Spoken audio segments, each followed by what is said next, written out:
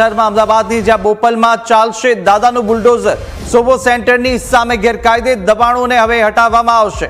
શ્રી સરકાર થયેલ જમીન પર દબાણો કરાયા છે અને સરકારી જમીન પર કરાયેલા દબાણને હવે દૂર કરવામાં આવશે। 22 જુલાઈ સવારે 10 કલાકે દબાણ હટાવવામાં આવશે। 6677 ચોરસ મીટર જમીન પર દબાણો હટાવવામાં આવશે અને દાદાનું બુલડોઝર તેમના જ વિધાનસભા વિસ્તારમાં ફરવાનું છે।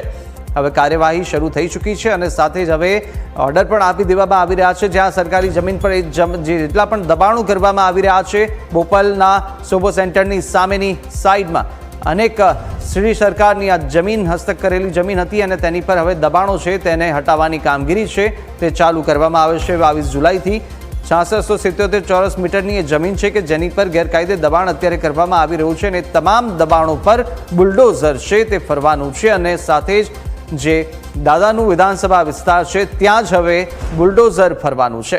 બોપલમાં દાદાનું બુલડોઝર ચાલશે।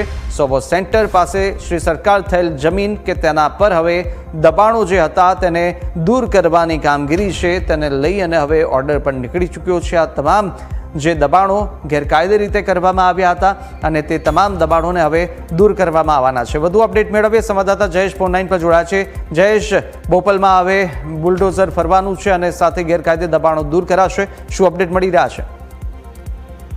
કુશાગ્ર ચોક્કસથી જે ગેરકાયદેસર બાંધકામો છે તે કરવામાં આવ્યા છે તે એક બાદ એક છે તે હટાવવામાં આવી રહ્યા છે ને એવામાં હવે બોપલ વિસ્તાર છે જે ખુદ મુખ્યમંત્રી ભૂપેન્દ્ર પટેલના મત વિસ્તારમાં આવે છે અને ત્યાં કે જે સોબો સેન્ટર છે કે જ્યાં સતત ટ્રાફિક છે તે રહેતી હોય છે ને એવામાં સોબો સેન્ટરની સામેની જે સર્વે નંબરની જમીન છે તેમાં 6677 ચોરસ મીટર વાળી જે સરકારશ્રી જમીન છે તેમાં દબાણ થયેલું છે ને તેમાં દબાણ કરવા માટે પોલીસ દ્વારા છે તે પોલીસ પાસે છે તે બંદોબસ્ત માંગવામાં આવ્યો છે।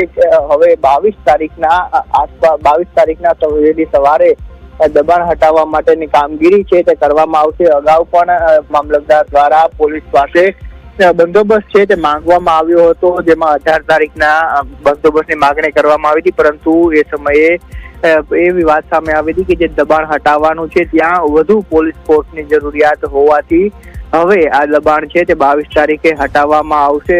ત્યારે ચુસ્ત પોલીસ બંદોબસ્ત સાથે આ દબાણ છે તે હટાવવાની કામગીરી કરવામાં આવશે। બિલકુલ જયેશ, માહિતી સાથે જોડાવા બદલ આપનો આભાર।